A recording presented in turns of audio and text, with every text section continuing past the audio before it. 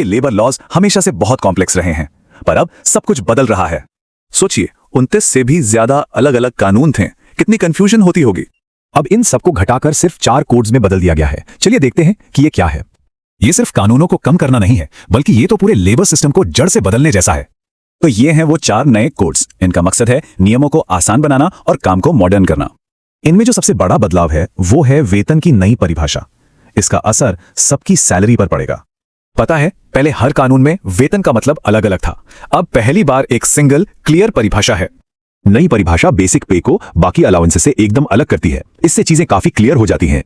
और यहां आता है सबसे जरूरी नियम, अलाउंस कुल सैलरी के 50% से ज्यादा नहीं हो सकते। अगर हुए तो वो एक्स्ट्रा अमाउंट वेतन में जुड़ जाएगा। इससे आपका पीएफ कंट्रीब्यूशन भी बढ़ेगा। पर बात सिर्फ सैलरी की नहीं है, ये नए कोड्स मॉडर्न वर्कफोर्स को भी एक नई पहचान देते हैं। जैसे कि गिग वर्कर्स, पहली बार इन्हें कानून में डिफाइन किया गया है। ये एक बहुत बड़ा कदम है। और ठीक वैसे ही प्लेटफॉर्म वर्कर्स को भी एक अलग कानूनी कैटेगरी बनाया गया है। और ये सिर्फ परिभाषा नहीं है, अब उन्हें सोशल सिक्योरिटी के फायदे भी मिलेंगे जो पहले नहीं थे। इन सुधारों का एक और बड़ा मकसद है बिजनेस करने को आसान बनाना, खासकर छोटे बिजनेस के लिए।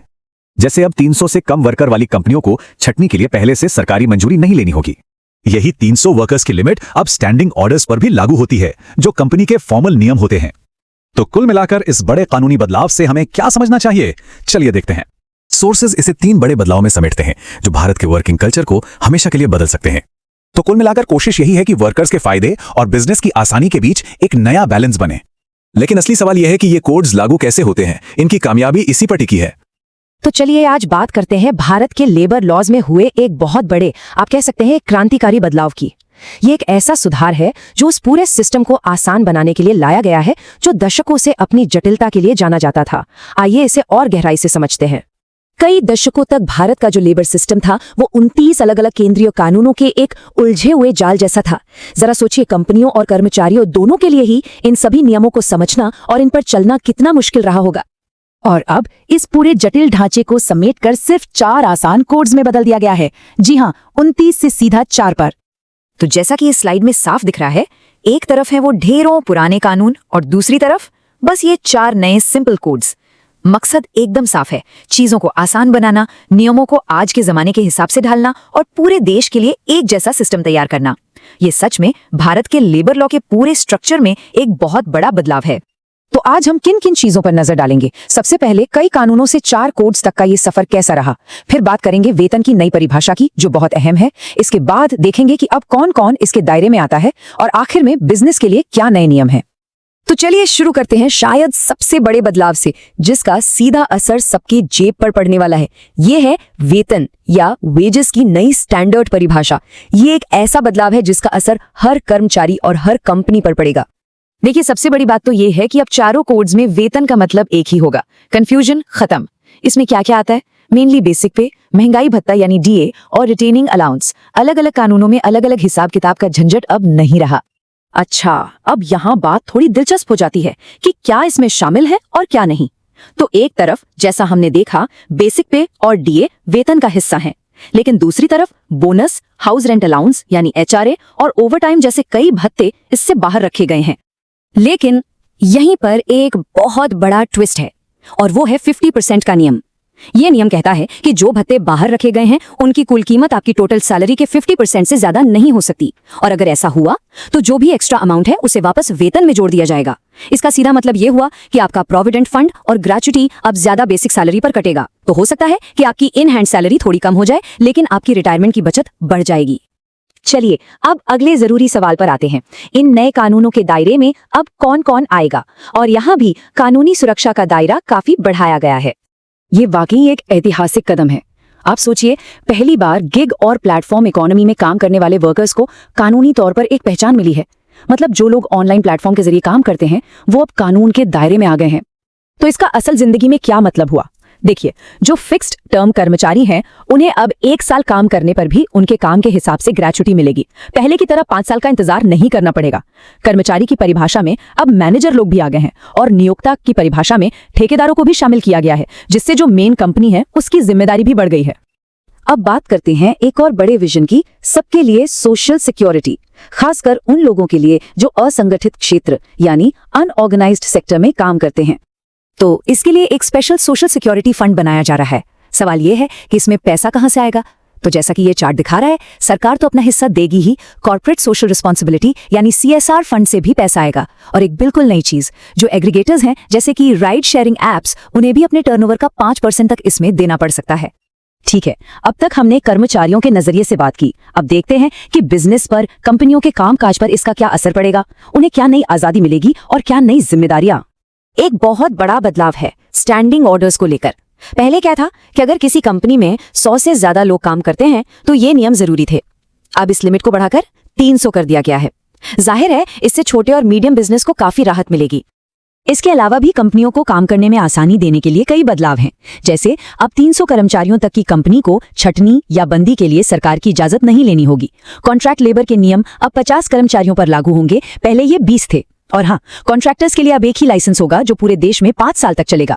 और जो इंस्पेक्टर राज की बात होती थी, उसे भी बदलने की कोशिश है। अब इंस्पेक्टर का रोल फैसिलिटेटर का होगा, मतलब वो सलाह देंगे, सिर्फ सजा नहीं। तो कुल मिलाकर जैसा कि ये लाइनें बताती हैं, ये सुधार एक तरह की बैलेंसिंग एक्ट है। एक तरफ कर्मचारियों का कल्याण है तो दूसरी तरफ भारत में बिजनेस करना आसान बनाना। तो अब जब हमने ये सारे बदलाव समझ लिए हैं, सबसे बड़ा सवाल ये है कि कंपनियां, खासतौर पर एम्प्लॉयर्स, इस बदलाव के लिए खुद को तैयार कैसे करें। तो इसके लिए ये एक सीधी साधी चेकलिस्ट है। सबसे पहले वेतन की नई परिभाषा का आपकी कंपनी पर क्या असर पड़ेगा, इसका हिसाब किताब करना होगा। फिर 50% वाले नियम के हिसाब से सैलरी स्ट्रक्चर को बदलना पड़ेगा। अपनी HR पॉलिसीज को अपडेट करना होगा। और हाँ, शिकायतें सुलझाने के लिए कमिटियां भी बनानी होगी। यहाँ एक बात समझना बहुत जरूरी है कि ये सारे बदलाव एक झटके में लागू नहीं हो रहे हैं। ये धीरे धीरे एक एक करके लागू होंगे। कुछ कोड्स के लिए 21 नवंबर 2025 की तारीख तो आ गई है, लेकिन पूरी तरह से ये तभी लागू होंगे जब केंद्र और राज्य सरकारें अपने अपने नियम बना लेंगी। तो तब तक कुछ पुराने कानून चलते रहेंगे। तो आखिर में ये सब हमें एक बड़े सवाल पर लाके खड़ा कर देता है। क्या ये बड़ा बदलाव भारत की तेजी से बदलती अर्थव्यवस्था में बिजनेस की ग्रोथ और कर्मचारियों की सुरक्षा के बीच सही मायनों में एक संतुलन बना पाएगा? इसका जवाब तो खैर आने वाला वक्त ही देगा। All right, let's break down one of India's biggest economic reforms, the new labor codes. For the longest time, India's labor laws were, well, a really tangled mess of old rules. Seriously, businesses and workers had to deal with 29 different central laws. It was a lot. So, the solution was a massive cleanup project, creating a single, modern framework. All 29 of those old laws gone, replaced by just 4 simple, streamlined codes. But this isn't just about simplifying. The codes introduce 3 pretty game-changing shifts. Let's get into them. First up, the definition of wages is finally the same across all codes. No more confusion. It clearly separates your core pay from other allowances. But there's a really crucial new rule here. If your allowances make up more than half your pay, the extra amount gets added back into wages. The second big shift is absolutely huge. Gig and platform workers are now officially recognized. This brings Social Security to a massive part of the workforce that never had it before. And third, smaller companies get more flexibility with higher employee limits for certain rules. Okay, so what exactly are these 4 new codes? Let's do a quick rundown. The code on wages is simple. It's about making sure everyone gets paid fairly and on time. Next, the Social Security Code. Think of it as a universal safety net, including for the gig economy. The Industrial Relations Code cleans up the rules for things like trade unions and workplace disputes. And finally, the OSHA Code. This puts all workplace safety and health rules under one roof. You see the goal here, right? It's all about balance. But what does this actually mean for you? For businesses, simpler rules but maybe higher costs. For workers, it means a stronger safety net. So this is a big, ambitious change. The real question is, will it strike the right balance? Okay, so let's talk about something huge happening in India right now. We're not just talking about a new policy or a small tax change. No, this is a complete architectural overhaul of the entire relationship between employers and employees. So, let's grab our hard hats because we are about to explore a massive reconstruction of India's labor laws. For decades, India's labor framework was this tangled, complicated web of rules. Seriously, some of them dated all the way back to the 1920s. But now, 29 of those old central laws have been collapsed into just 4 streamlined codes. This isn't just spring cleaning, folks. This is a full-on demolition and reconstruction of the country's entire employment system. So you have to ask, right? Why go through all this trouble? Why undertake such a massive and complex reform?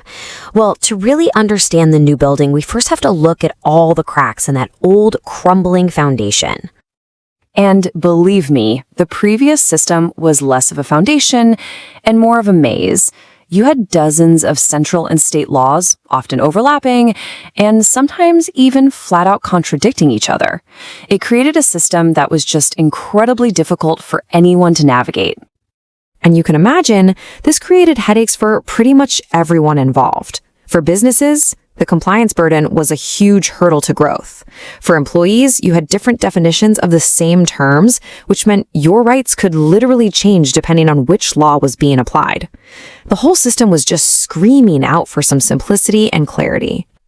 So the solution was pretty radical.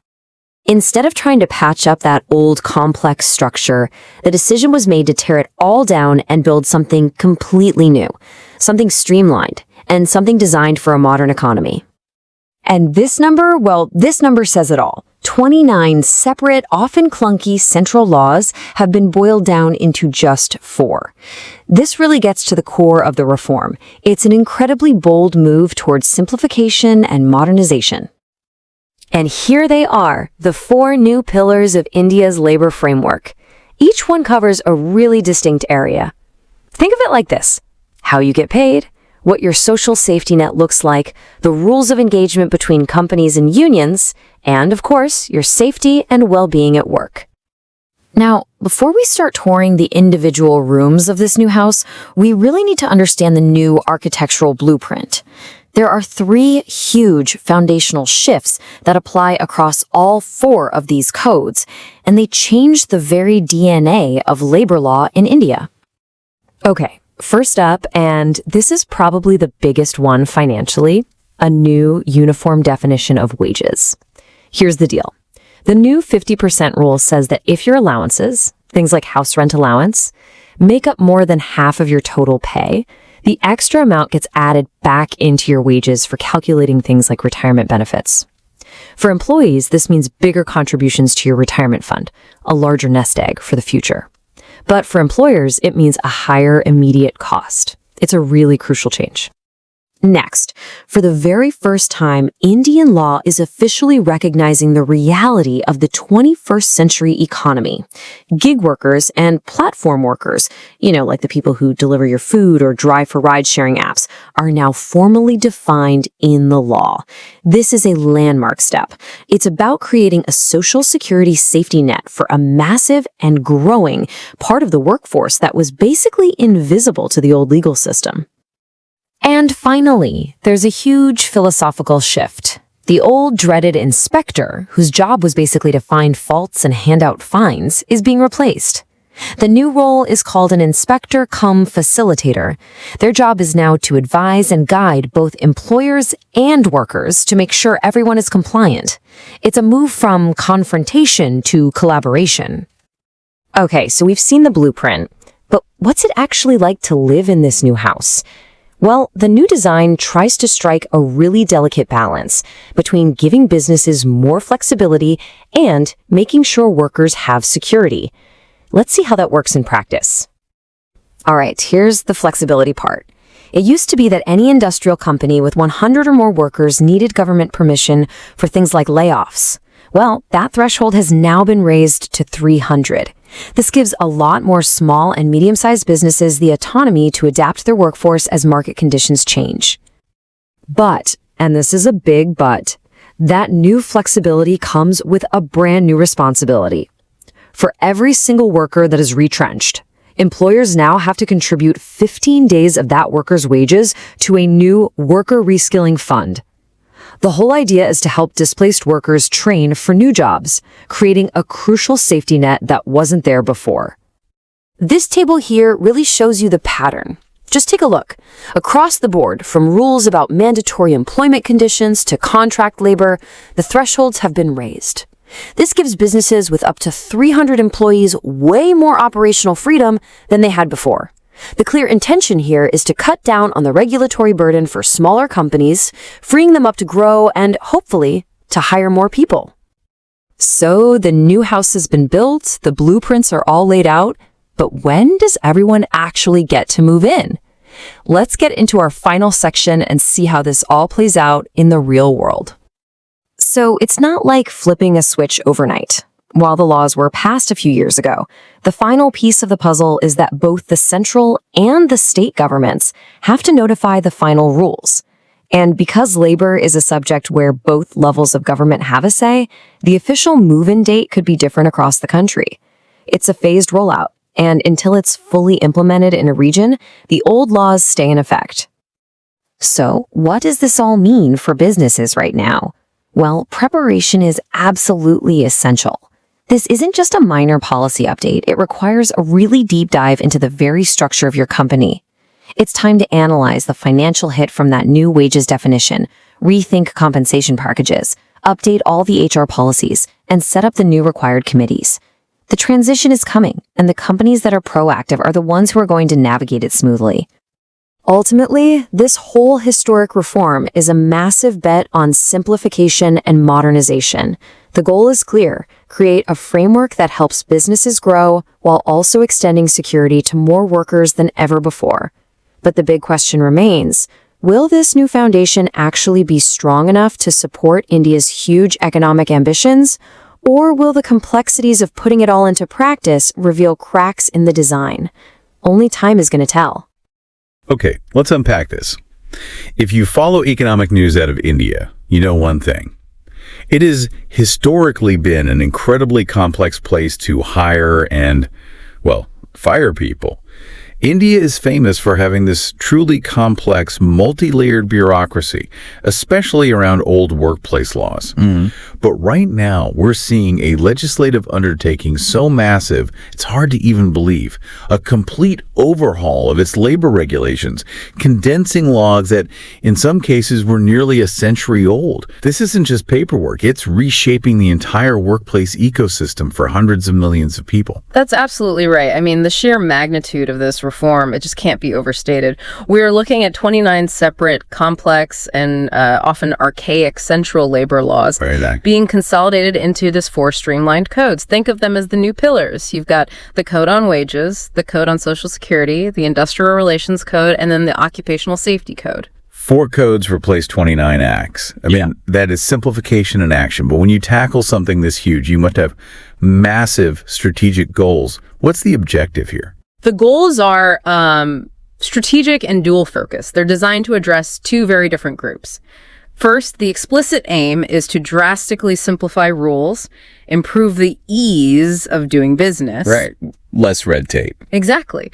But second, and this is just as important, is the social objective.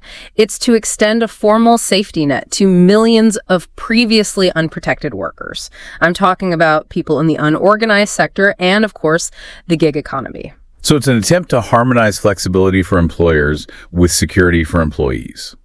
Our mission today is to cut through the legal jargon and focus on the 3 most profound shifts that impact you, whether you're an employee or an employer. Let's start with the money. The Code on Wages, or CRW, is really the financial backbone of this whole thing. It replaces 4 major acts, including the old 1948 Minimum Wages Act. And the biggest problem before was that different laws had different definitions of wage, right? Which caused, I imagine, endless confusion. Endless confusion and endless litigation. Exactly. So standardization was non-negotiable. The CIW creates a single uniform definition. So wages now clearly include your basic pay, dueness allowance, and retaining allowance. And critically, they explicitly exclude certain things like house rent allowance or HRA, overtime, and bonuses. Okay, so if the definition is standardized, the immediate question that pops into my head is, what's the loophole? Companies will always try to minimize the base amount used for statutory benefits, won't they? They absolutely will. And that brings us to, I think, the most impactful provision in this entire code. It's what's called the 50% rider. This is the critical anti-avoidance measure built right into the system. Okay, tell us what that rider means for the average person looking at their paycheck. It basically states that if the sum of all those excluded parts, the allowances like HRA, travel, and so on, if that sum exceeds 50% of your total remuneration, then the excess amount is automatically counted as wages. Ah, that's a game changer. So historically, you'd see companies structure salaries with a tiny basic pay, say 30% of the total, and then pad the rest with huge allowances. Precisely. They did that to lower the base for things like Provident Fund, your PF, and gratuity. This rider stops that practice dead. So it forces a higher contribution to your long-term savings. It does. It ensures your retirement fund and gratuity are calculated on a much larger, more honest base. But, and this is the crucial trade-off for you, the employee, it could mean a lower immediate take-home salary because more of your pay is now subject to those mandatory deductions. That is a tectonic shift. It changes HR structuring across the entire country. Now, there's one more surprising little detail in this code about compensation, isn't there? Ah, yes. Remuneration in kind. Even things like food coupons or subsidized housing, if those non-cash benefits exceed 15% of your total wages, they also get counted as part of your wages. It just shows how hard they're trying to close every possible loophole. And beyond just the paycheck structure, the code also introduces some universal protections. What about a minimum wage floor? Yes, the central government will now set a national floor wage. And this is huge. It means no state government can set its own minimum wages below this national floor. It stops that race to the bottom where states might compete by offering the lowest wages. And it applies to more people now, too. Much broader applicability. They've removed the old wage ceilings, so it now extends protection even to some supervisory and managerial roles. And I heard there's a really progressive new detail, something related to worker conduct. There is. It's a powerful, modernizing detail. The CRW introduces a provision that disqualifies an employee from receiving their statutory bonus if they're convicted of sexual harassment. Wow. So it ties financial incentives directly to workplace conduct in law. It codifies zero tolerance, yes. And one more thing for workers. If you've been underpaid, the window to make a claim has changed. How so? It's been dramatically increased. It used to be maybe 6 to 12 months. Now it's a uniform 3 years. It gives workers much more time to pursue a legitimate claim. Okay, so the paycheck is being fundamentally restructured. But if the money structure is changing, the social safety net has to follow. Let's pivot to the Code on Social Security, the CSS.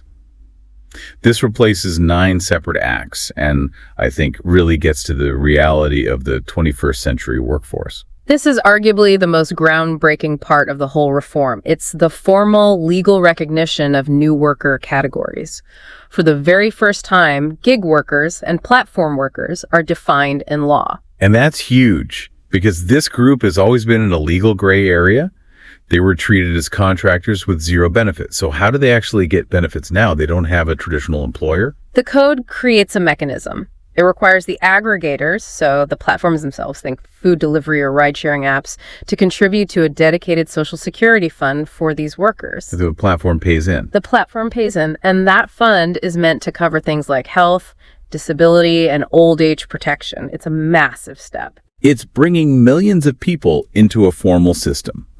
Now, another big pro-worker change in the CSS is about contract work. Specifically, gratuity for fixed-term employees. This was a major point of conflict. It was a huge barrier. You used to need 5 years of continuous service to get gratuity, so companies would just end contracts at year 4 to avoid paying it. I've heard that story a million times. Right. But now, fixed-term employees, or FTEs, are entitled to gratuity on a pro rata basis after just 1 year of service. It really levels the playing field for contractual work. And from the employer's side, is compliance any easier? Is it still a mountain of paperwork? That mountain has been, well, dramatically flattened. They're introducing a mandatory single electronic registration for companies. So instead of multiple registrations for Provident Fund, state insurance, all of that, you register once online and you're done. That's a huge relief for small businesses. Mm-hmm. But what about accountability? Is there still teeth to the enforcement? Oh, absolutely. The accountability is sharpened. Take ESI, which is the state health insurance. If an employer fails to insure an employee, the government can provide the benefit and then recover the capitalized value of it from the employer. And they recover it as arrears of land revenue. Which means they treat it like unpaid taxes. That's serious. It's very serious. It's a massive incentive to comply. But to be fair to employers, they also introduced a time limit. For what? A 5-year limit for authorities to initiate an inquiry. So you're protected from these decades-old open-ended investigations. It provides some certainty. Okay, so we've covered the money and the benefits. Let's get to the day-to-day rules of engagement. The Industrial Relations Code and the Occupational Safety Code. This is about disputes and physical safety. Right. Starting with the Industrial Relations, or IR Code, we see a big move toward operational flexibility for businesses. The threshold for needing government permission for things like retrenchment or layoffs, it's been raised from 100 workers to 300 workers. Wait, 300? That's a huge jump. So for a company with, say, 250 employees, that feels like a massive reduction in job security. They can now be let go without any state oversight. And that's the core tension in the IR Code. The goal is to encourage hiring by removing the fear businesses had that hiring that 101st employee would trigger all this rigid regulation. The bet is that more flexibility will lead to more formal jobs, but you're right, it absolutely shifts the balance of power. Is there anything to soften that blow for the worker? There is an attempt. The code establishes a new worker reskilling fund. If a worker is retrenched, the employer has to contribute 15 days of that worker's last wages to this fund. It's meant to be a small cushion for training. Okay. And what about industrial action? What's the new rule on strikes? The process is much more formalized. Basically, flash strikes are now prohibited across the board. There's a mandatory 14-day notice period required before any strike or lockout can happen in any industrial establishment. A 14-day notice. I mean, that sounds great for a business owner. Yeah. But isn't the whole point of a strike its immediacy? Doesn't this waiting period erode the workers' bargaining power by giving management 2 weeks to prepare? That is the critical debate. Proponents say it forces one last round of negotiation. Critics say it stifles the power of collective action. What's key is that this rule now applies everywhere. Let's shift to the OSH Code Physical Safety, Working Conditions. This consolidates 13 separate acts. What's the most basic, fundamental change that impacts every single new hire? It's simple but powerful. The mandatory issuance of a formal written appointment letter to every single employee when they join. It just formalizes the employment relationship from day one. No more ambiguity. And what about the workday itself? Hours, leave. The key word is uniformity. 8 hours a day, 48 hours a week, standardized across industries.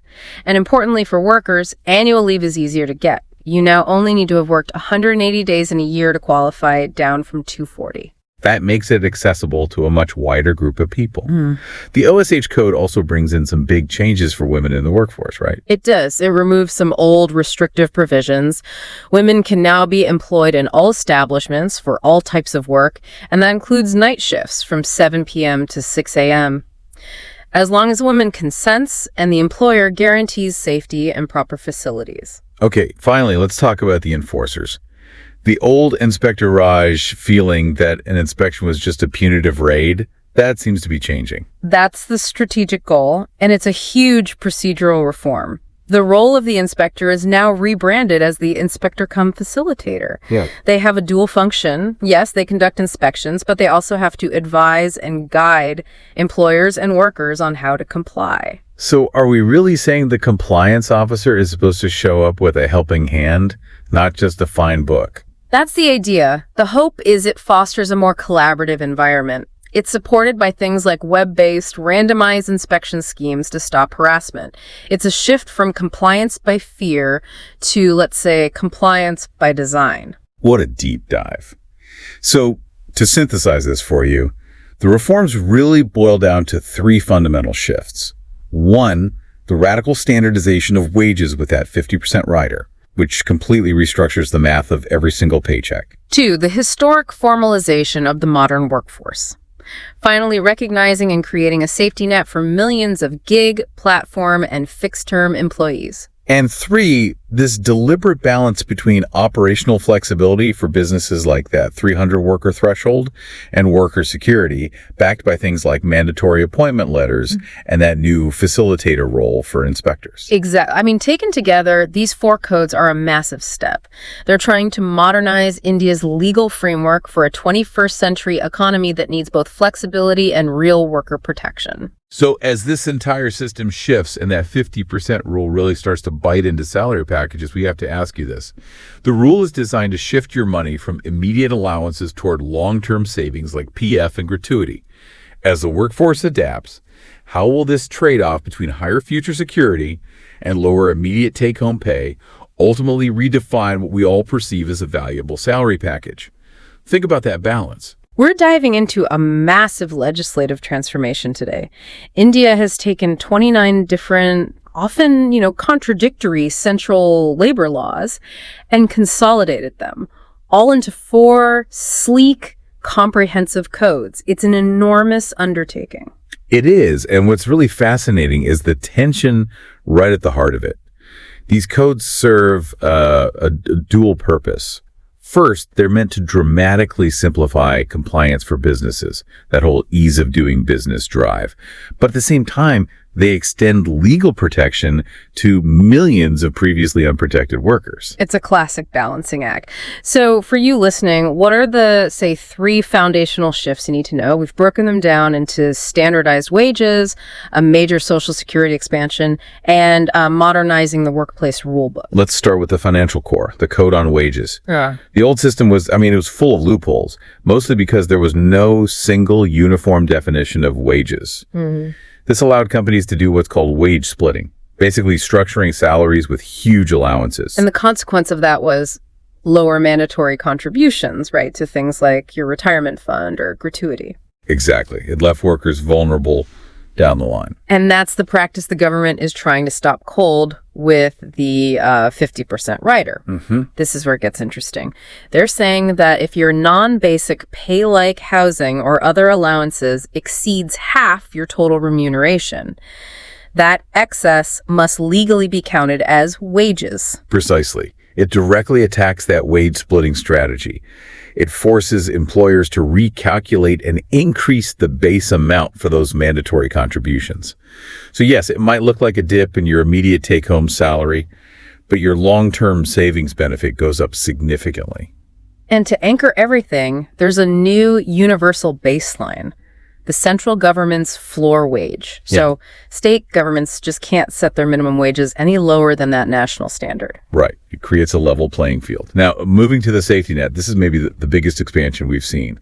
The Code on Social Security grants formal legal standing to gig workers and platform workers. Your food delivery riders, your rideshare drivers. All of them. That's a huge shift. It's a recognition that the old employer-employee model doesn't cover everyone anymore. So how do they actually ensure these platforms contribute? The digital aggregators themselves, the platforms, are now mandated to contribute to a dedicated Social Security fund. This fund is designed to provide benefits like life and disability cover, maternity benefits.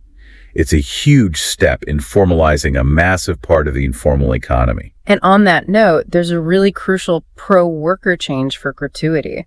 Now, fixed-term employees, so contract staff, are entitled to pro-rata gratuity after just 1 year of service. That closes a massive historical gap, doesn't it? It really does. It was a major point of inequity. Now, shifting to enforcement and modernization. The OSH and IR codes introduce a significant policy change. The role of the inspector is now an inspector-cum-facilitator. A facilitator. So they're meant to advise and guide, not just, issue fines. That's the idea. It's a move away from a purely punitive model. It signals a belief that guidance will be more effective, especially for smaller businesses. And at the same time, the OSH code is removing outdated restrictions. Women are now allowed to be employed in all types of work, including night shifts. That's between 7 p.m. and 6 a.m. Okay, but with some conditions, I assume. Oh, absolutely. Provided their consent is given and the employer guarantees strict safety and transportation measures. Finally, there's a new direct cost for downsizing, the Worker Reskilling Fund. If an employer lives someone off, they have to contribute 15 days of that worker's last wages to this fund. And that's the critical insight. It formalizes the social cost of termination. It becomes a new, tangible expense that encourages companies to support workers who are transitioning. So to sum it all up, we have a system that's streamlined for businesses, but also enforces higher contribution standards. And critically, it formally brings that massive digital workforce into the legal safety net. Indeed. And here's a final thought for you to consider. The new laws raise the threshold for requiring certified standing orders. Those are the formal legal rules of conduct for a workplace. That requirement has jumped from establishments with 100 workers to 300. So by giving that increased operational flexibility to thousands of medium-sized businesses, what does that really imply about the government's priorities? Where are they striking the balance between mandated worker protections and the push for business growth? It's the essential trade-off these new codes embody. Welcome to the Deep Dive, the place where we dissect the most intricate sources, regulatory documents, and policy transformations, crafting that essential nugget of knowledge just for you. Today, we are plunging into an area that affects, well, the financial stability and daily operation of virtually every single employer and every employee in India. We're talking about the country's massive labor law overhaul. Okay, so let's just set the stage for a second. This is a monumental legislative shift. I want you to imagine a legal library, just sprawling and dusty, filled with 29 separate, sometimes conflicting, and, let's be honest, often archaic central labor laws. And when you say archaic, you really mean it. Some of these regulations go back nearly a century. Exactly. We're talking about things like the Employees Compensation Act of 1923 or the Payment of Wages Act from 1936. I mean, they were written for a completely different world, a different economy. Right. An industrial economy, not a digital or gig economy. Precisely.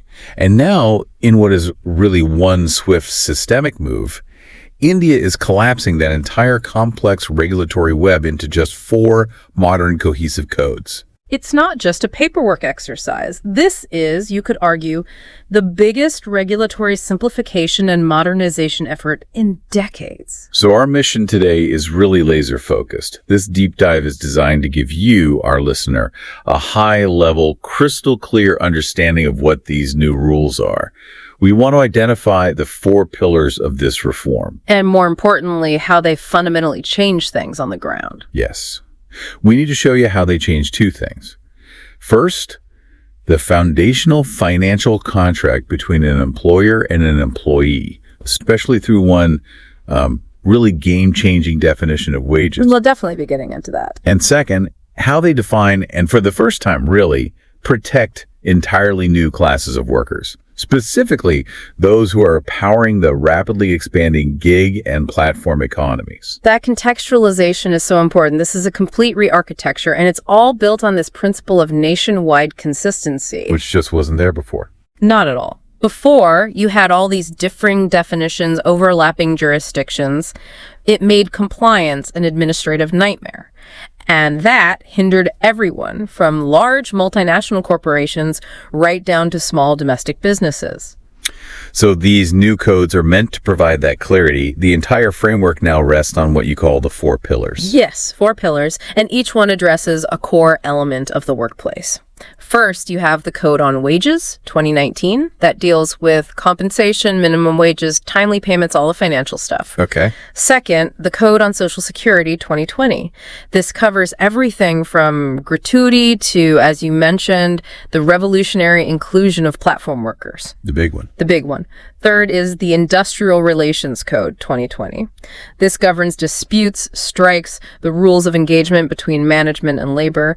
And finally, the Occupational Safety, Health, and Working Conditions Code, we'll just call it the OSH Code, which universalizes safety standards. So if you put it all together, the core objective here is a very difficult, very delicate balancing act. Yeah. The government is trying to boost the ease of doing business by simplifying all this red tape, which should, in theory, attract investment and help businesses grow. Right. But at the same time, they're trying to extend vital protections, safety, minimum wages, a proper social safety net, to literally millions of workers who were previously uncovered, especially in the vast unorganized sectors. It's a dual mandate. You want operational flexibility for business, but you also need a stronger, more universal safety net for your workforce.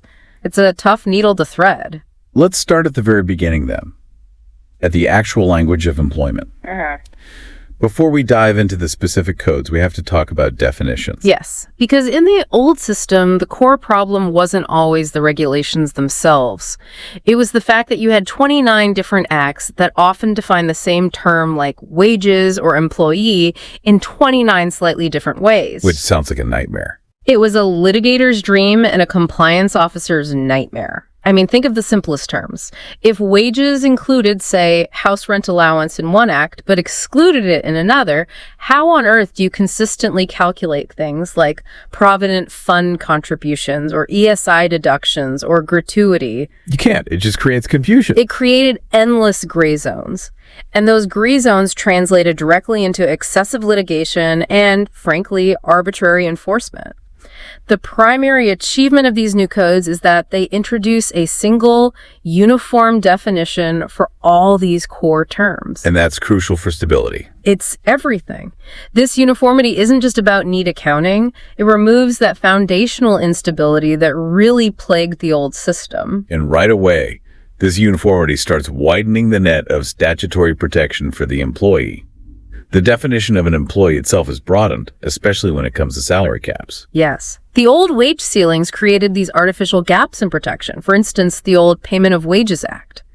It had critical protections about getting paid on time, but it only applied to employees earning up to a certain ceiling. What was that ceiling? It was, to be specific, 24,000 rupees per month.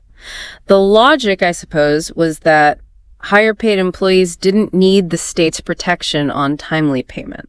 It seems a bit strange. It was arbitrary. And as inflation rose, it just excluded more and more workers over time.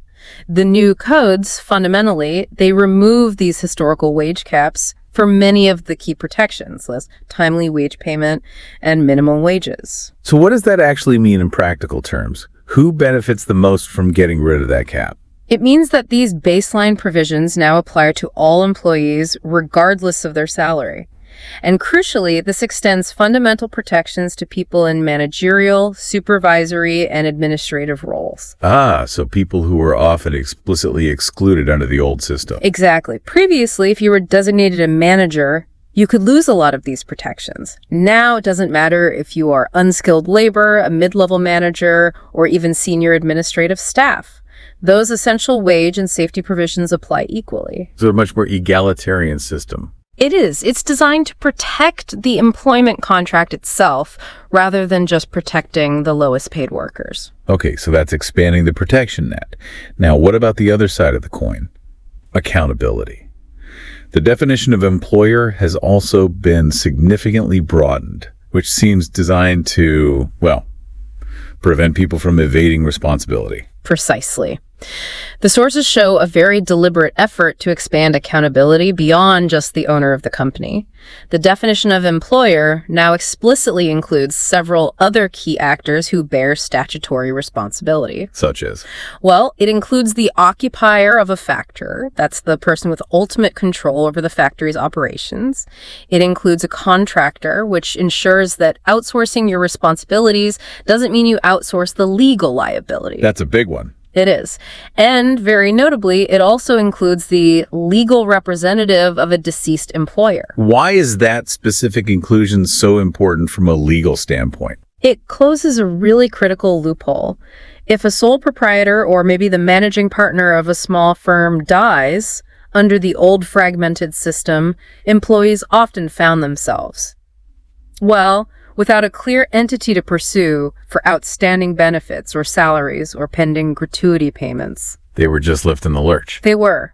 By explicitly including the legal representative, the codes ensure that those financial obligations are continuous.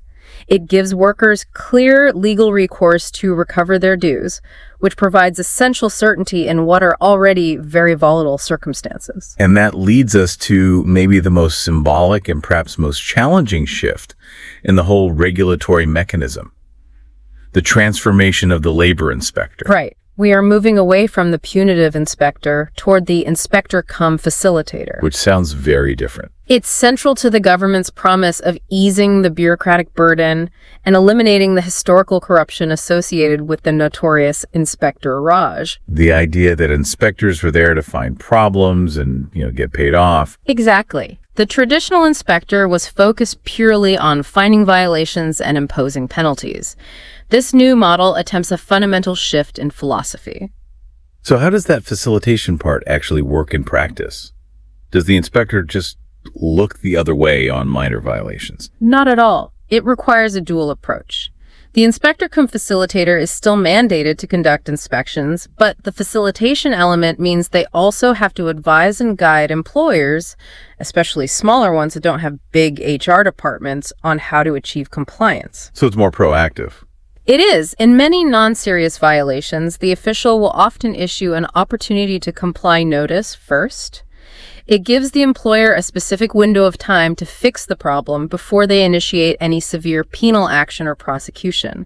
The goal is to move from a culture of fear and punishment to one of collaboration and preventative compliance. And how do you stop the system from just going back to the old ways with inspectors targeting certain businesses? Well, to curb that arbitrariness, the oversight mechanism itself is being modernized. The inspection schemes are going to be entirely web-based and randomized. So an inspector can't just decide which factory they feel like visiting next week. Precisely. The system uses digital randomization and specific risk parameters to select which establishments get inspected. It also mandates electronic submission of inspection reports within a set time frame. So it's all about reducing that direct personal contact. Exactly. Reducing it in the selection process, which is designed to increase transparency and fairness, and crucially, reduce the potential for corruption or bias. All right, let's move to the bedrock of employee relations. Compensation. The Code on Wages, 2019. This is, you could argue, the most economically disruptive of the four codes. It is. As you mentioned, it consolidates four historic pieces of legislation: the Payment of Wages Act, Minimum Wages Act, the Payment of Bonus Act, and the Equal Remuneration Act. So a lot of consolidation there. A lot. But the disruption, the real bombshell, comes from one specific unified definition. This code forces every single company across India to fundamentally reevaluate its entire compensation structure, what's generally known as the cost to company, or CTC. Okay, let's drill down into that game-changing definition of wages. In the past, companies would structure compensation to minimize their statutory burden. So they keep the basic salary low and pack the rest with allowances. A very common practice. What does the new definition include and what does it exclude?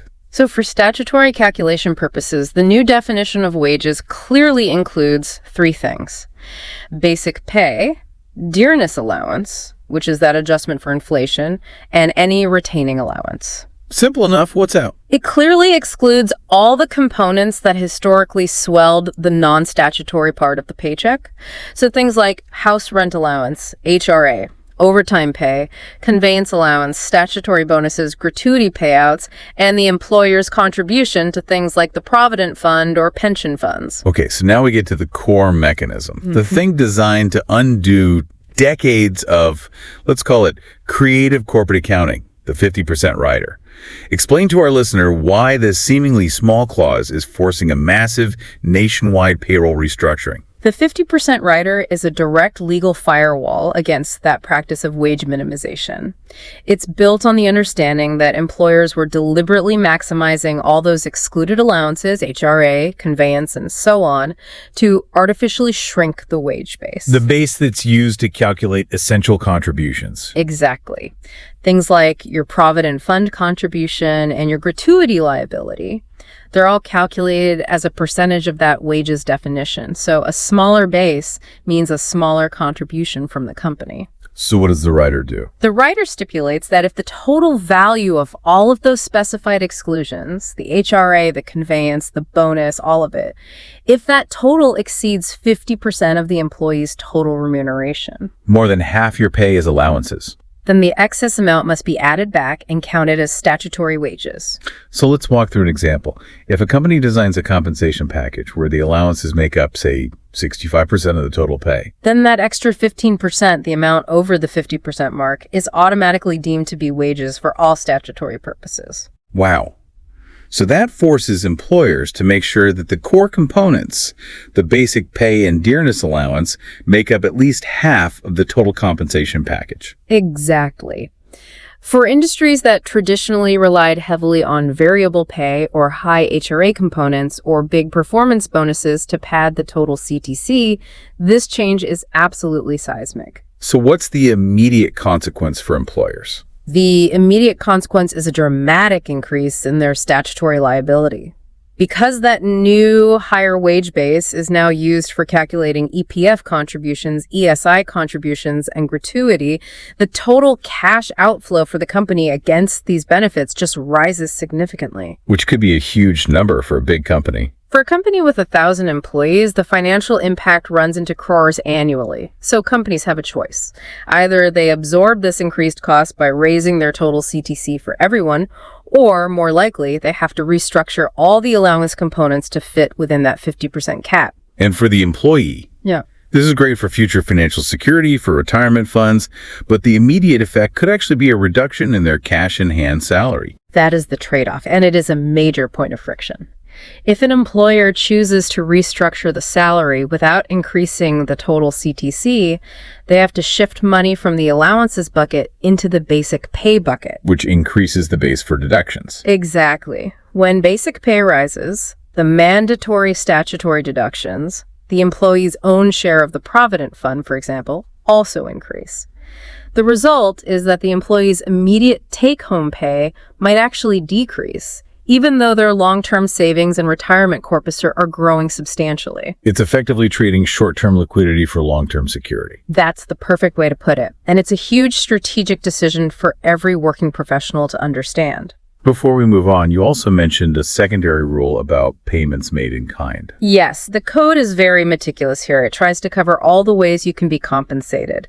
Payments made in kind, think subsidized housing or food coupons, are also treated as part of wages if their value exceeds 15% of the total wages payable. So another way to stop companies from using non-monetary benefits to artificially push down that statutory wage base. Correct. It's all about protecting the integrity of that 50% rule. Okay, moving beyond the salary components themselves, the Code on Wages takes a huge step toward income parity and fairness by establishing the concept of a national floor wage. This is a massive standardization effort aimed at tackling poverty wages. The central government is empowered to establish a national floor wage, and it has to take into account workers' living standards, geographic location, and skill requirements. And the crucial mandate here is designed to stop what you might call regional undercutting.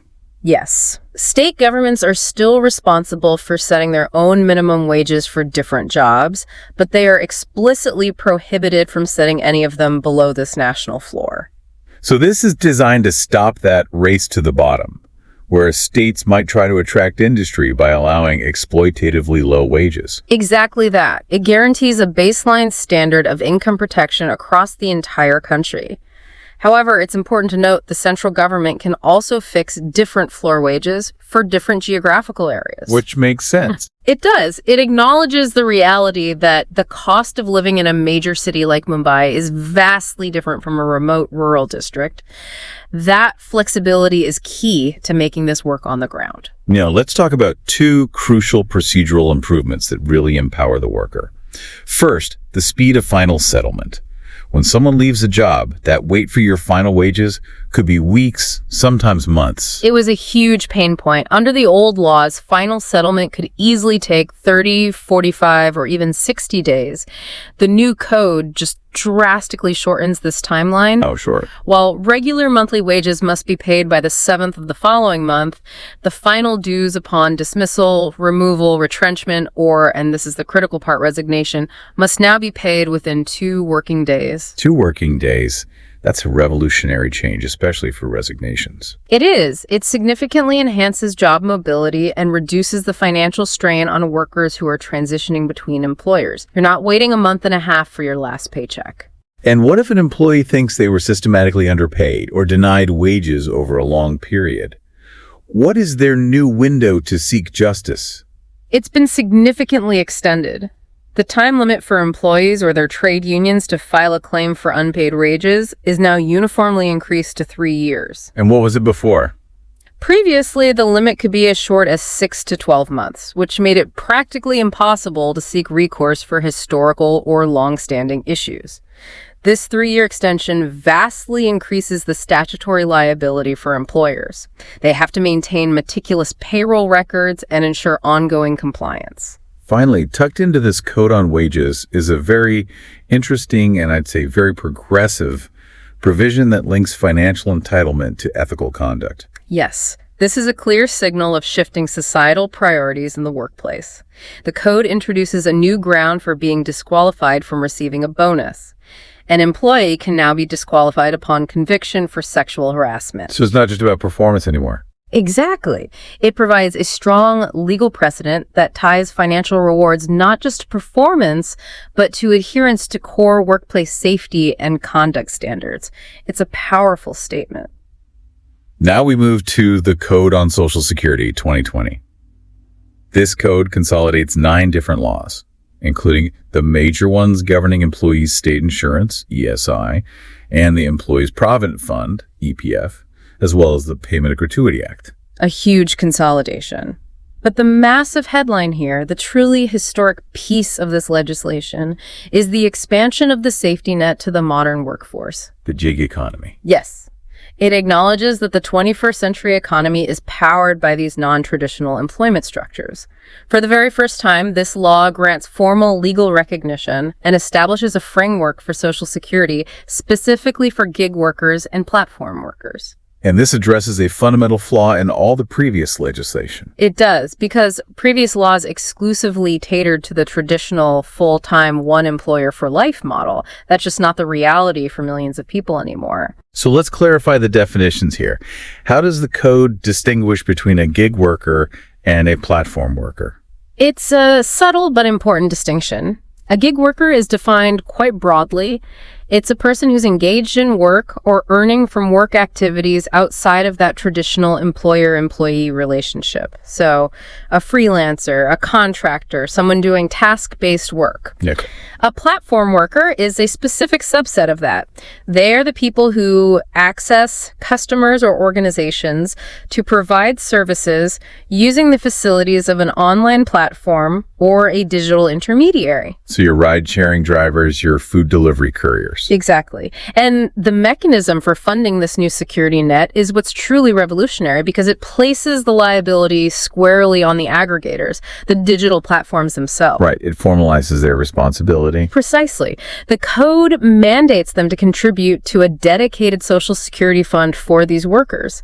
And the scope of aggregators is intentionally broad. It covers ride-sharing, logistics, food delivery, e-commerce marketplaces, professional service providers. So it legally acknowledges that these platforms get huge economic benefit from these workers, and so they have to bear some responsibility for their welfare. Yes. So how will the Social Security Fund actually be structured and financed?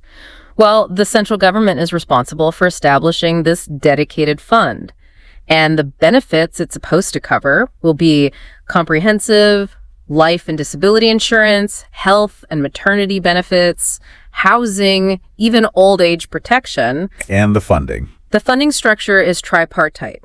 Contributions will come from the central government, the state governments, and most critically from the aggregators. And how much do the aggregators have to contribute? They are mandated to contribute up to a maximum limit of 5% of the amount that's paid or payable by the aggregator to the gig or platform worker. 5%. That's a significant financial obligation. That fundamentally changes the strategic model for these huge tech companies. It does. It shifts them away from being, just a technology intermediary to being a statutory contributor to their workforce's welfare. It forces a global discussion on the definition of employment itself. It does. Companies worldwide have argued their workers are just independent contractors. This code doesn't necessarily call them employees, but it legally designates the platforms as contributors to their social welfare. That contribution is essentially a statutory levy. It's a massive shift in liability. Now, beyond the gig economy, the Social Security Code also introduces some major improvements for more traditional contract workers, particularly those designated as fixed-term employees, or FTEs. Yes, the code addresses the historical disadvantages that FTEs have faced. A major reform ensures parity. FTEs are now entitled to all the same statutory benefits, wages, allowances, leave on par with permanent employees doing similar work. Equal pay for equal work, essentially. That's the principle. But the most dramatic change for FTEs is about gratuity. Under the old Gratuity Act, you typically had to complete 5 years of continuous service to be eligible. A long time to wait. A very long time. The new code stipulates that FTEs become eligible for pro rata gratuity after completing just 1 year of service. That's a huge victory for job mobility. It means a worker is no longer financially chained to a bad contract for 5 years just to get that gratuity benefit. Absolutely. It makes fixed-term employment a much more secure and attractive arrangement.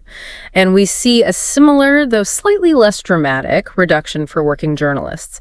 Their qualifying period for gratuity is reduced from 5 years down to 3. So the overall message is clear. Tenure isn't the only thing that determines your fundamental benefits. Exactly. Now let's look at how the compliance headache is being solved. The primary simplification is the requirement for a mandatory single electronic registration for all establishments. So no more separate registrations for EPF, ESI, and everything else. Yawn. This single window system drastically reduces the administrative time, cost, and complexity for employers, especially for businesses that operate across multiple states. And what about that existential threat of indefinite retrospective assessments? This was a major pain point for businesses, the fear that regulators could just show up and demand unpaid dues stretching back for decades. That issue of retrospective action created immense balance sheet uncertainty for companies. CFOs had to hold decades of contingent liability for potential unaudited PF or ESI dues. The new code addresses this by introducing a crucial safeguard. Which is? A 5-year time limit is set for authorities, like the EPFO, to initiate any inquiries or assessments regarding Social Security dues. This limitation prevents that indefinite threat and provides much-needed financial certainty. And finally, we noted that the ESIC, the Employees State Insurance Corporation, is given some serious enforcement power to hold employers accountable. The liability increase here is substantial. If an employer fails in their duty to insure an eligible employee under ESI, and that employee then suffers an injury or illness, ESIC is mandated to provide the full medical and income benefits to that worker. Okay, that makes sense. But what's the change? The critical change is that ESIC is then empowered to recover the capitalized value of that entire benefit from the defaulting employer. The capitalized value, what does that mean? It represents the present value of all the benefits the worker is expected to receive over their lifetime because of that injury. This amount can be massive. It could potentially dwarf any standard fine, ensuring that failure to insure your employees becomes a severe financial risk for the employer. Okay, let's shift gears now to the framework governing industrial peace, disputes, and the rules of engagement. The Industrial Relations Code 2020. Yes, this one replaces the 3 core acts that govern industrial behavior: the Trade Unions Act, the Industrial Employment Standing Orders Act, and the Industrial Disputes Act. And the overarching goal here is labor stability. Labor stability. It seeks to standardize industrial democracy and create clear, unambiguous channels for dialogue. A key reform focuses on standardizing collective bargaining by establishing a clear mechanism for trade union recognition. What was the problem before? Before, employers often faced multiple competing unions, and each one would claim to represent the majority of workers. This fragmentation often led to paralysis. Employers didn't know which union to negotiate with, which just led to disputes and instability. So how did the new rules simplify that process? The new code introduces 2 clear thresholds. First, if a single trade union commands the support of 51% or more of the workers in an establishment, it is recognized as the sole negotiating union. So they get the exclusive right to negotiate. They do. Second, if no single union crosses that high 51% threshold, then a negotiating council is formed. This council is made up of representatives from all the unions that have at least 20% worker support. So it forces a coalition. Exactly. This structure ensures that negotiations are channeled through a clear, recognized, and majority-backed body, bringing stability to industrial relations. Okay, that helps streamline the negotiations. But what happens when negotiations fail and things escalate to industrial action? The rules for strikes and lockouts seem to be much stricter now. They are significantly tightened across the board. The code imposes stricter procedural requirements. A mandatory advance notice of 14 days is now required for strikes or lockouts in all industrial establishments. And that used to be just for public utilities, right? Primarily, yes. Things like water, power, or transport. Now it's for everyone. Furthermore, strikes are explicitly prohibited during any active conciliation proceedings, during proceedings before a tribunal, and for 7 days after. So no more flash strikes. That's the intent. This procedural rigor ensures that industrial action can't be initiated impulsively. It mandates that negotiation and formal dispute resolution mechanisms have to be fully exhausted before any disruption is allowed. And to handle disputes before they even reach that level, there's a mandated internal mechanism. Correct. The code mandates a strengthened internal grievance redressal committee, or GRC. Every establishment with 20 or more workers has to set one up. And the goal is to solve problems internally. Yes, to resolve individual worker issues internally and quickly.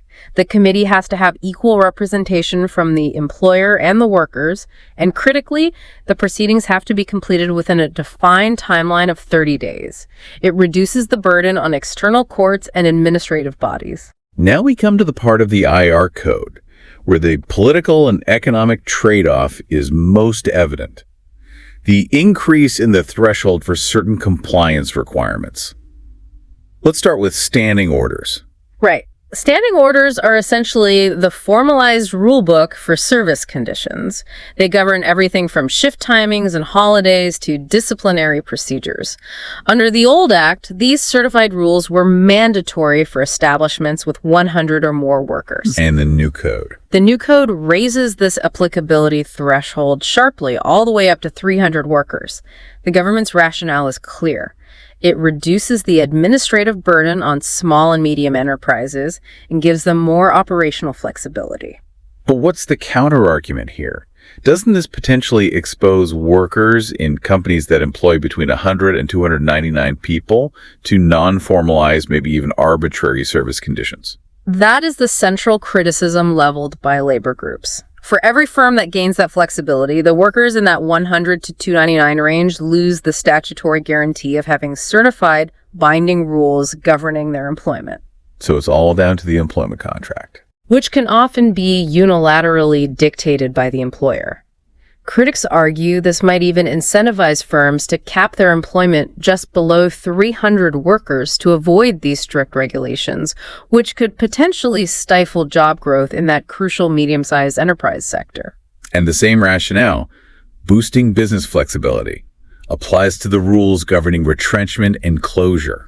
Yes, the threshold for seeking prior government permission for layoff, retrenchment, or closure is also raised from 100 workers to 300 workers. So an organization with, say, 250 employees can now adapt much more quickly to an economic downturn without a lengthy government approval process. Exactly. Again, this is clearly aimed at satisfying that ease of doing business metric, but it does place the onus of economic risk more heavily on the shoulders of the workforce below that 300 worker cap. So to balance that increased flexibility for the employer, the code mandates a new safety net for displaced workers, the Worker Reskilling Fund.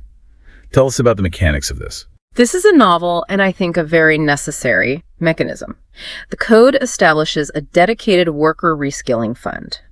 For every worker who is retrenched by a company, even those under that 300 worker threshold, the employer has to contribute an amount equal to 15 days of the retrenched worker's last drawn wages into this fund. And that money goes directly to the worker. Directly to the retrenched worker's account, and it has to be credited within 45 days of the retrenchment.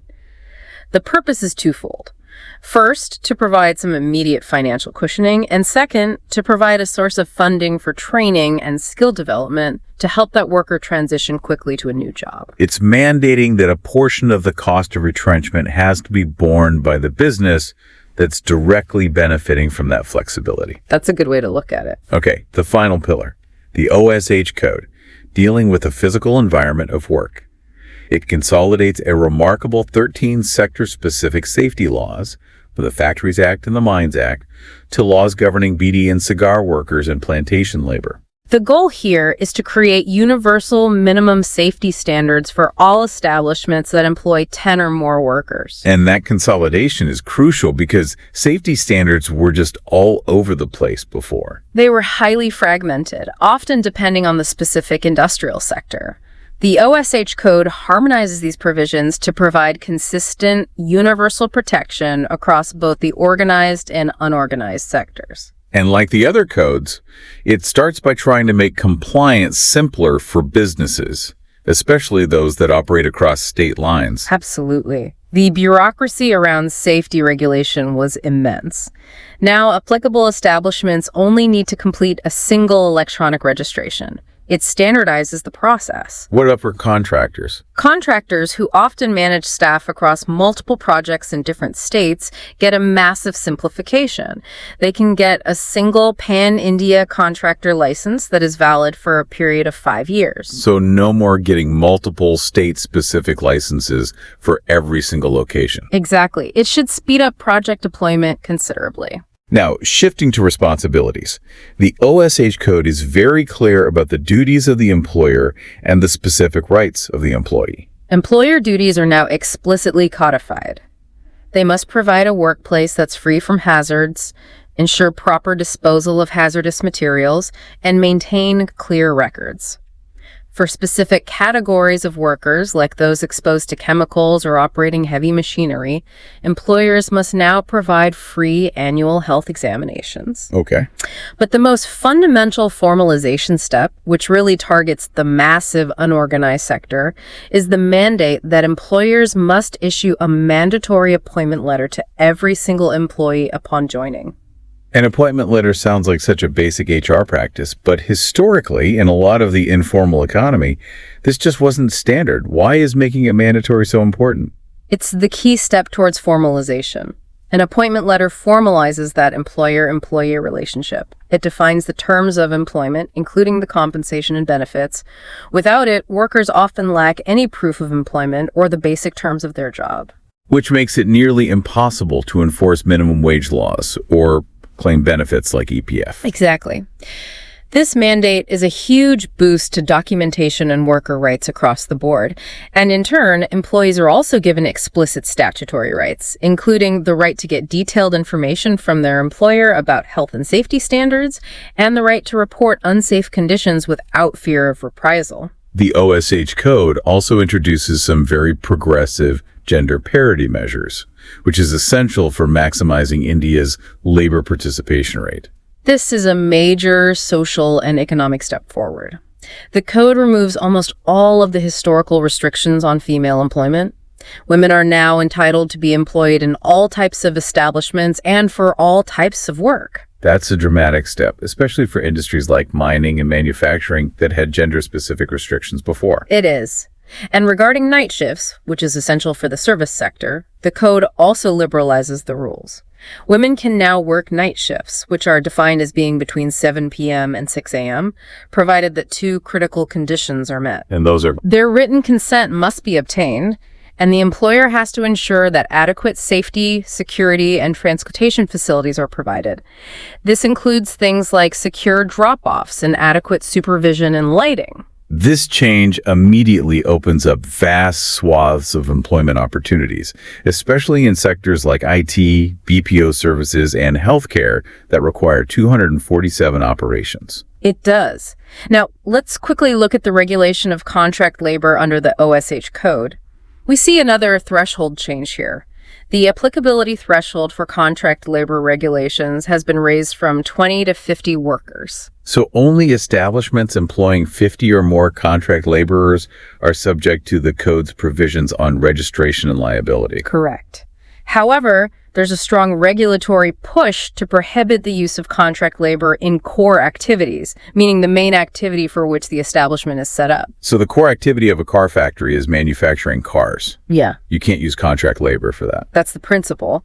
But there are vital exceptions. If a bank's core activity is finance, they still need contract labor for cleaning the office. So the code provides explicit exceptions. The employment of contract labor is still permissible for ancillary and intermittent activities like sanitation, security services, housekeeping, gardening, or where the activity is just typically done through a contractor globally. This prevents businesses from being crippled by the rule while still protecting the primary workforce. And critically, what about ensuring contract laborers are actually paid on time? The code reinforces the principle of residual liability. The principal employer is made directly liable for the payment of wages to contract laborers if the contractor fails to pay them. So it provides a crucial layer of protection. The worker gets paid regardless of disputes between the hiring firm and the contractor. Yes, because often the contractor disappears or defaults. This makes sure the worker isn't the one left holding the bag. Okay, let's wrap up part 5 with the standardization of working hours and leave entitlement. The code establishes uniform standards across sectors. Maximum working hours are capped at 8 hours a day and 48 hours a week, with the total spread over of duty limited to 12 hours. And leave. This is a big one. The eligibility criterion for annual leave with wages has been significantly relaxed. The requirement to work 240 days in a calendar year to qualify for paid annual leave has now been reduced to just 180 days worked. So millions of workers, especially in the unorganized sector, can now access their rightful paid leave much sooner. Exactly. It should promote better work-life balance and reduce the chance of burnout. This has been a deeply detailed analysis of the 4 pillars that are redefining India's labor landscape. To synthesize the immense scale of this change for you, the learner, let's just revisit the 3 biggest structural shifts that will impact the economy for decades. Number 1, the massive simplification. We saw the systemic reduction from a fragmented, often litigious system of 29 laws, many of them nearly a century old, to just 4 cohesive, unified codes. This is designed for radical simplification, transparency, and easier compliance. Number 2, the formal integration of the modern workforce. The Code on Social Security creates that dedicated Social Security net and a formal funding mechanism. The 5% aggregator contribution, specifically for the massive and growing gig and platform economy workforce. It's granting protection where none formally existed before. And number 3, the fundamental financial foundation change. The Code on Wages introduces that unified definition of wages linked directly to the 50% rider. This is fundamentally restructuring how salaries are calculated nationwide. It ensures allowances can't artificially depress the base used for statutory contributions. Right, which guarantees better long-term savings and retirement security for employees, even if it affects their immediate take-home pay. The big picture implication here is clear. This reform attempts a crucial modernization by actively balancing these seemingly contradictory priorities. It does. On one hand, it delivers flexibility for businesses. We saw that in the higher thresholds for needing certified standing orders and for retrenchment, both raised from 100 to 300 workers. Right. On the other hand, it delivers greater protection for the worker, which is realized through universal safety standards, the national minimum floor wage, and that expanded Social Security coverage. It's a very ambitious attempt to foster a more equitable, secure, and dynamic labor market for the 21st century. So here's something for you to mull over as you process all of these complex changes. Given the high penalties now attached to non-compliance, we've detailed how fines can run up to 3 lakh rupees, and there's potential imprisonment for repeat offenses.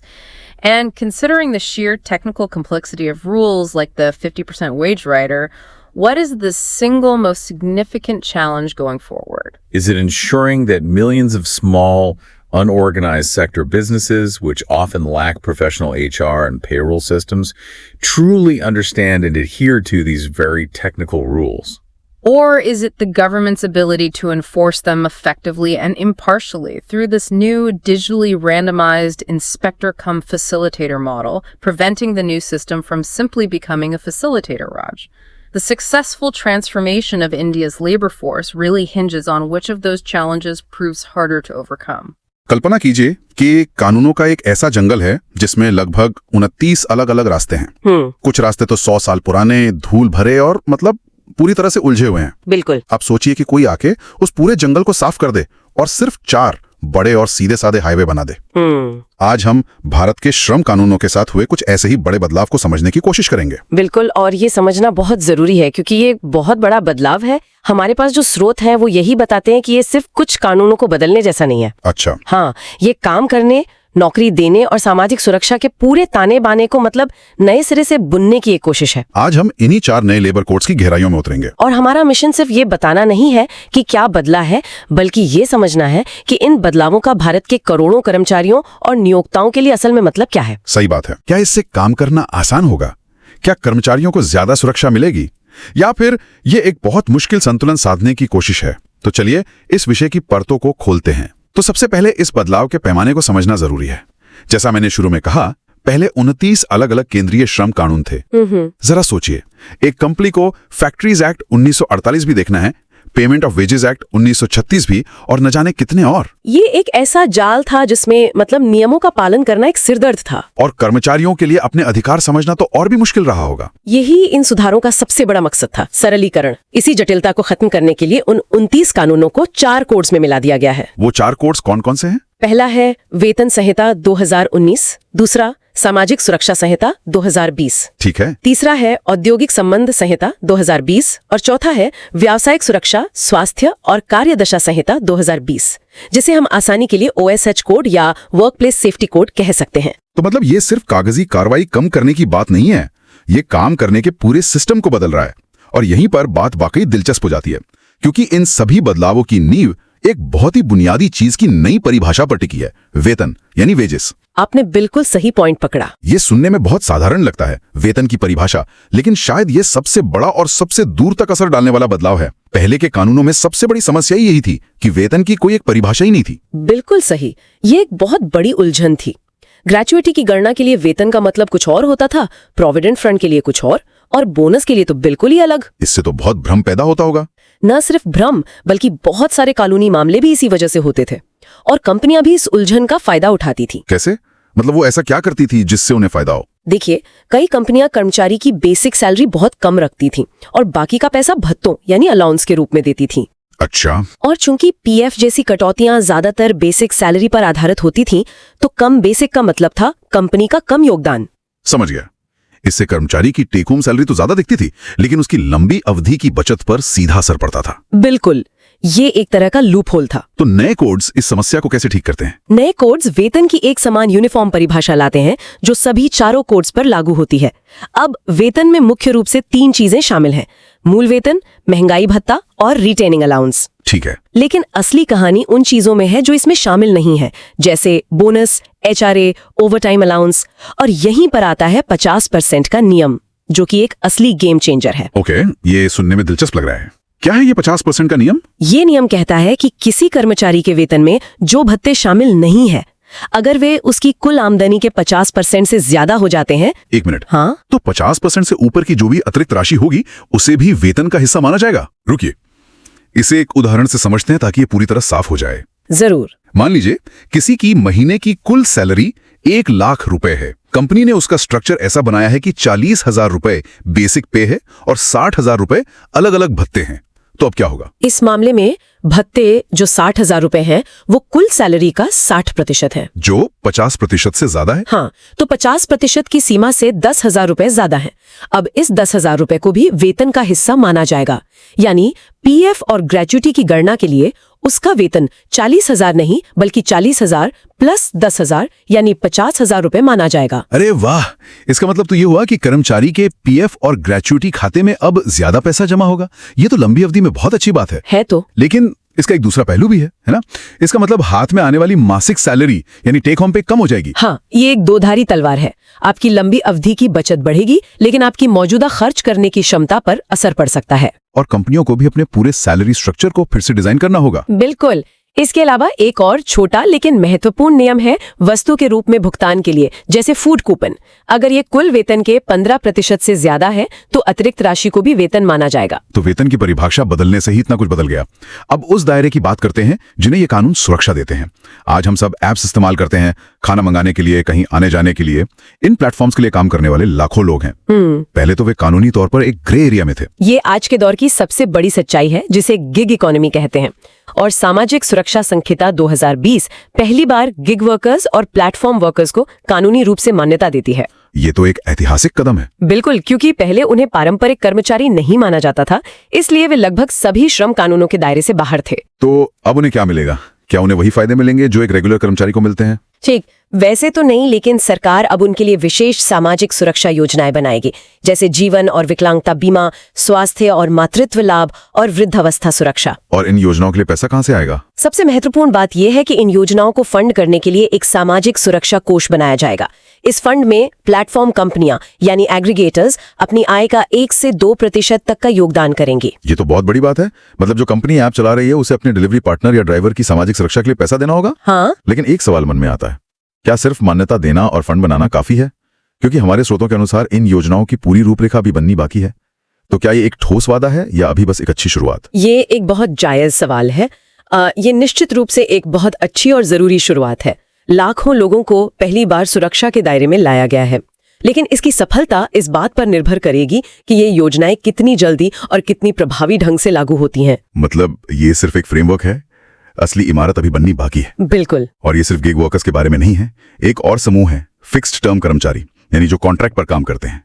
उनके लिए भी कुछ बदला है। हाँ, और ये भी एक बहुत जरूरी बदलाव है। अब फिक्स टर्म कर्मचारियों को सिर्फ 1 साल की सेवा पूरी करने पर आनुपातिक आधार पर, मतलब प्रो राटा बेसिस पर ग्रेच्युटी मिलेगी। पहले तो 5 साल लगते थे ना? हाँ, पहले ग्रेच्युटी के लिए 5 साल की लगातार सेवा जरूरी थी, जो कॉन्ट्रैक्ट कर्मचारियों के लिए लगभग असंभव था।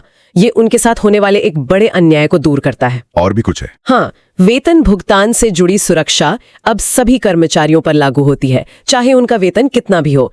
पहले 24,000 रुपए प्रति माह की एक सीमा थी। अच्छा, तो मैनेजर और सुपरवाइजर इसके दायरे से बाहर थे। अब वो सीमा हटा दी गई है। सही। तो हमने देखा कि कैसे वेतन की परिभाषा बदली और कैसे सुरक्षा का दायरा बढ़ा। अब उस संतुलन की बात करते हैं जिसकी चर्चा हमने शुरू में की थी, व्यापार करने में आसानी बनाम कर्मचारी कल्याण, ईज ऑफ डूइंग बिजनेस। हाँ, यहाँ पर कुछ बदलाव ऐसे हैं जो सीधे सीधे उद्योगों को प्रभावित करते हैं, जैसे हड़ताल के नियम। बिल्कुल। औद्योगिक संबंध संहिता के तहत अब किसी भी औद्योगिक संस्थान में हड़ताल या तालाबंदी से पहले 14 दिन का नोटिस देना अनिवार्य कर दिया गया है। किसी भी, पहले तो ये नियम सिर्फ हाँ, पहले ये मुख्य रूप से केवल सार्वजनिक उपयोगिता सेवाओं जैसे बिजली, पानी या परिवहन पर ही लागू होता था। लेकिन क्या इससे हड़ताल का जो एक मूल तत्व होता है, अचानक दबाव बनाना, वो खत्म नहीं हो जाता? आलोचक कह सकते हैं कि ये कर्मचारियों के विरोध करने के अधिकार को कमजोर करता है, क्योंकि 14 दिन के नोटिस पीरियड में मैनेजमेंट तैयारी कर सकता है। ये बहस का एक मुख्य बिंदु है। सरकार का तर्क है कि इसका उद्देश्य अचानक होने वाले काम के नुकसान को रोकना है और बातचीत के लिए एक खिड़की खुली रखना है, ताकि सुलह के लिए समय मिले। हाँ, लेकिन आपका सवाल सही है। ये निश्चित रूप से उद्योगों को ज्यादा स्थिरता देता है और शायद यूनियनों की सौदेबाजी की शक्ति को कुछ हद तक कम करता है। और इसी संतुलन का एक और उदाहरण छटनी से जुड़ा है। अगर किसी की नौकरी चली जाती है तो उसके लिए क्या नया सुरक्षा उपाय है? यहाँ एक बहुत ही नई और दिलचस्प चीज शुरू की गई है, श्रमिक पुनः कौशल कोष, worker reskilling fund. Reskilling fund? हाँ, इसके तहत नियोक्ता को छटनी किए गए हर कर्मचारी के लिए उसके अंतिम वेतन के 15 दिनों के बराबर राशि इस फंड में जमा करनी होगी और यह राशि 45 दिनों के भीतर सीधे कर्मचारी के खाते में जमा की जाएगी। पर यह सुनने में तो बहुत अच्छा लगता है। यानी नौकरी जाने पर कर्मचारी को नए स्किल्स सीखने के लिए कुछ आर्थिक मदद मिलेगी। पर यहाँ भी एक सवाल है, क्या 15 दिन की सैलरी आज के दौर में जहां एआई और ऑटोमेशन की वजह से स्किल्स इतनी तेजी से बदल रही हैं, किसी को वाकई दोबारा तैयार करने के लिए काफी है? ये एक बड़ा सवाल है। या ये सिर्फ एक छोटा सा सहारा है, खासकर तब जब इन्हीं कोड्स में 300 से कम कर्मचारियों वाली कंपनियों के लिए छटनी के नियम आसान कर दिए गए? आपने बिल्कुल सही नब्ज पकड़ी है। यही वो केंद्रीय तनाव है जिसे ये कोड्स हल करने की कोशिश कर रहे हैं। अच्छा। एक तरफ कंपनियों को ज्यादा लचीलापन दिया जा रहा है ताकि वे बदलती परिस्थितियों के अनुसार अपने वर्कफोर्स को समायोजित कर सकें।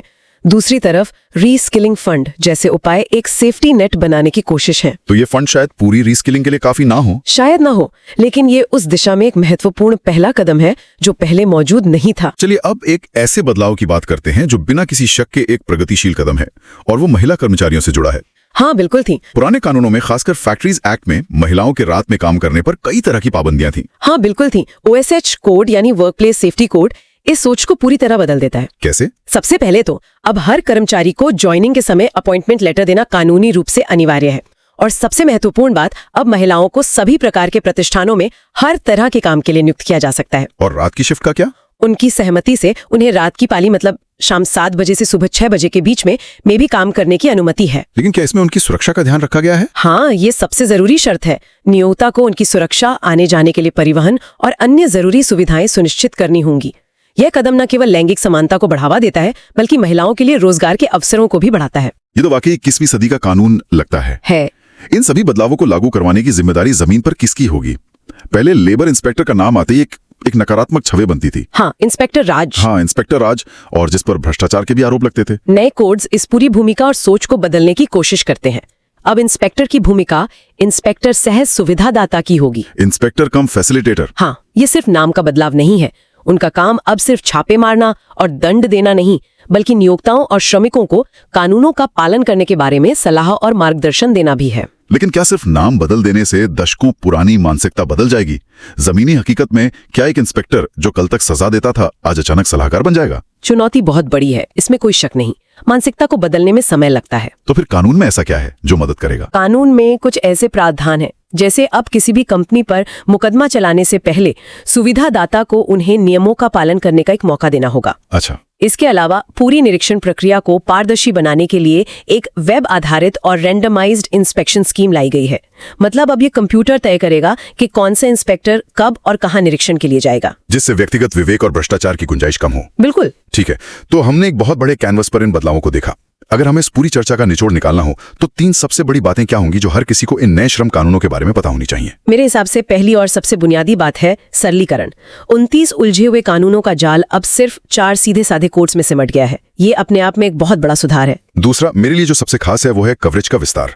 लाखों गिग वर्कर्स, प्लेटफॉर्म वर्कर्स और असंगठित क्षेत्र के श्रमिकों को पहली बार कानूनी सुरक्षा के दायरे में लाया गया है। ये सामाजिक सुरक्षा के लिहाज से एक बहुत बड़ा कदम है, भले ही इसका कार्यान्वयन अभी बाकी है। सही। और तीसरा, जैसा हमने विस्तार से बात की, वो है वेतन की नई और समान परिभाषा।